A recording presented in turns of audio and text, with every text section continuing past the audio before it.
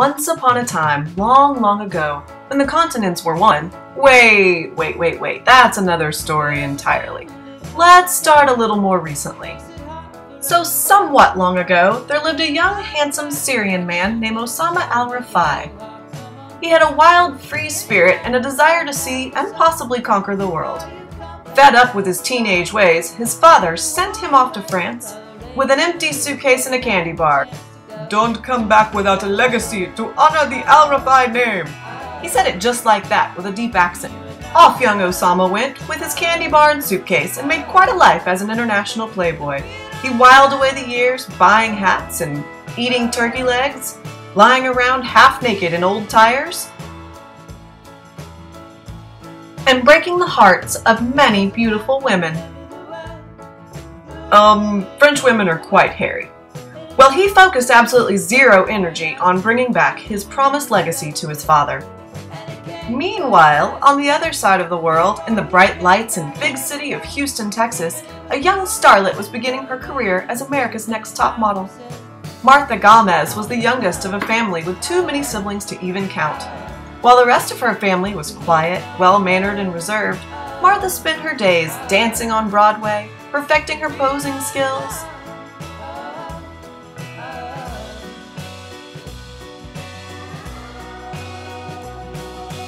winning beauty pageants, and becoming an overnight glamour superstar. Although her heart was made of gold, she couldn't be caged by the strict rules of her extraordinarily large family. To keep her reins pulled in, her parents found a nice Mexican conquistador, arranged for her hand in marriage, and thought they would rest at ease for the remainder of their day. But no, the young pageant queen couldn't be contained. She married again, this time by her own choice, though again she grew restless.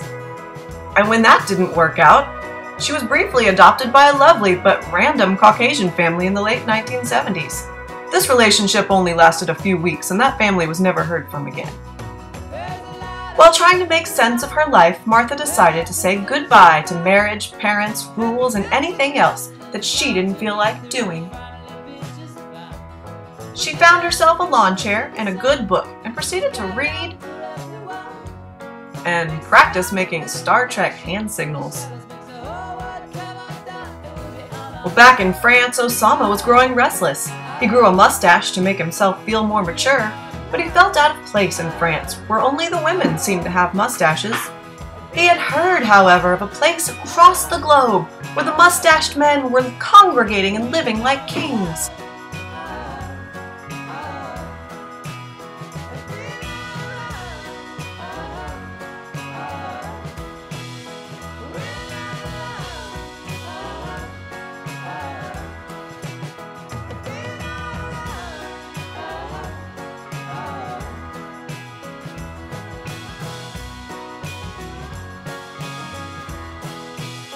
Though Houston had its charm, Osama was lonely.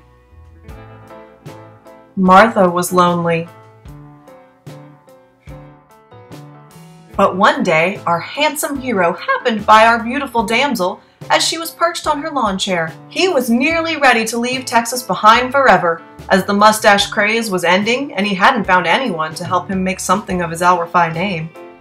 But when he saw young Martha, his heart leapt from his chest. "I must have that woman," he declared, and he presented her with a beautiful bouquet of flowers. But as the daughter of a florist, she was not impressed, and she gave him a look that shattered his heart into a million pieces. Broken, but not entirely yet destroyed, he sought the advice of his brother.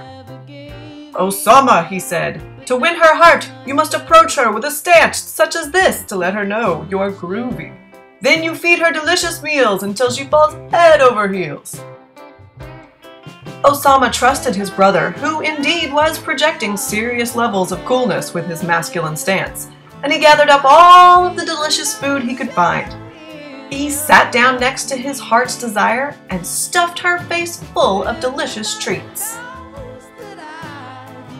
She was not amused. When chasing her around and even going as far as pushing her down didn't work, he decided to try stuffing her into the back of his trunk. But that didn't work either, so he started to call her at all hours of the night. Maybe it was the sound of his voice?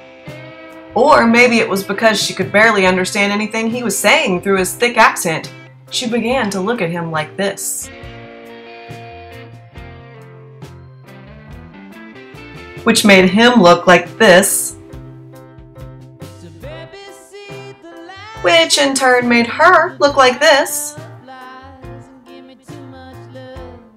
which made him look like this, which made her look like, well, you get the point.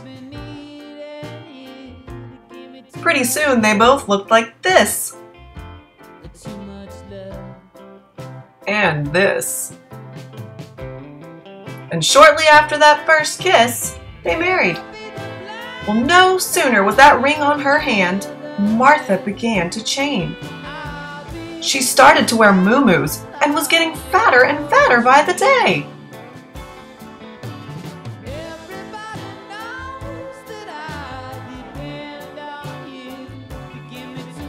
Osama, who was now full-blooded Texan, had changed his name to Sam, longed for the beauty queen he had courted only mere moments before.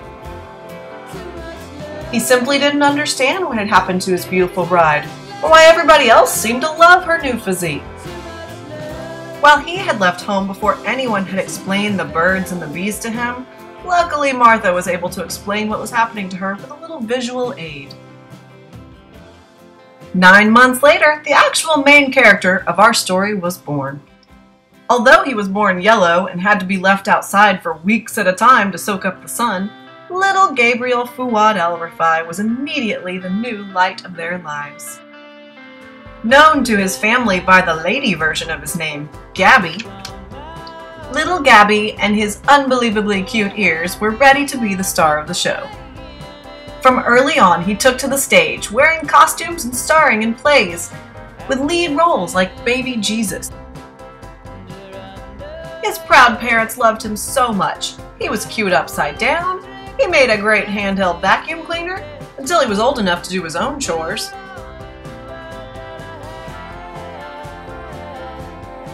He was so advanced that by the age of 3, he was already the pilot of his own plane. By age 5, he was wearing a suit and tie and owned his own company. By 7, he could walk on water. Little Gabby practiced cultural relations. He was an avid yoga instructor. He supported the rainforest. He was a world-renowned soccer star. The youngest winner of the X Games, a concert pianist,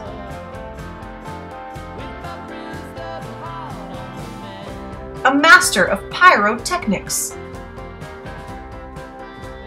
and he even let his dad work for him to help him jumpstart his career.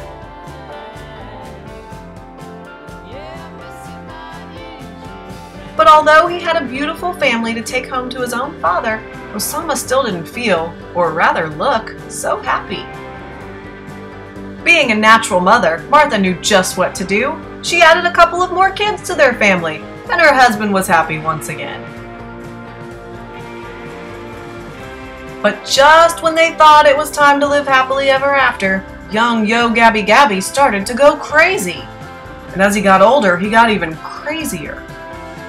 Oh no!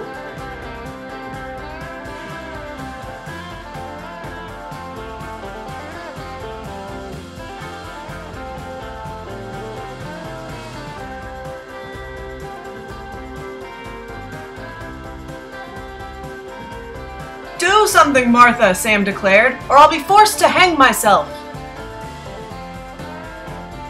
So she did what any mother would do whose perfect son had lost his marbles. She sent him to the zoo to live in a cage. That little secret fact may help explain this family portrait.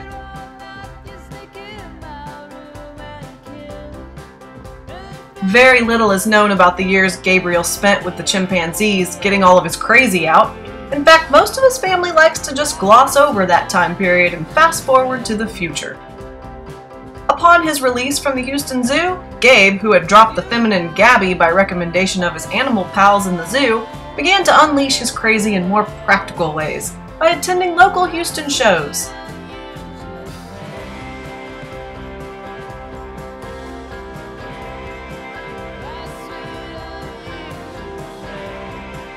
It was at one such show that he met the woman of his dreams, Bonnie O'Brien Watson. They decided to get married right away. This worked out perfectly for everyone because she was a tad on the crazy side herself, and she loved her new husband more than life.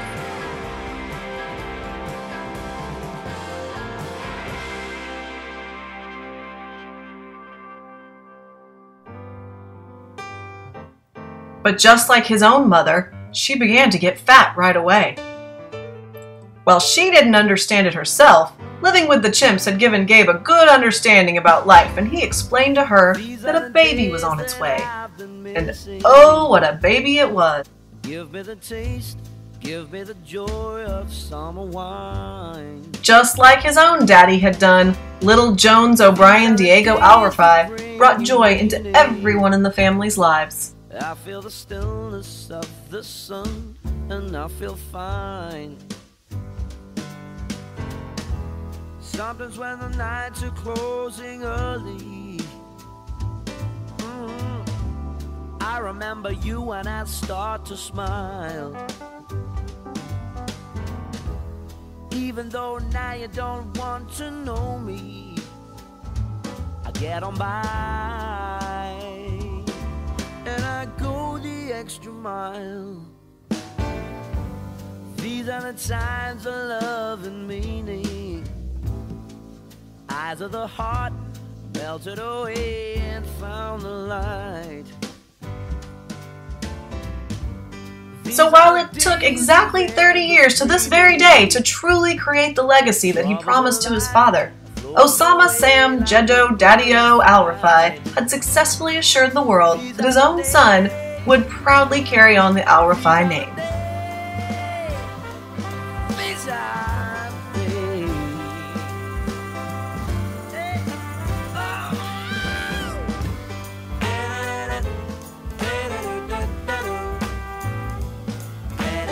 Even if he still has a few days where he's a bit Alra-freaky.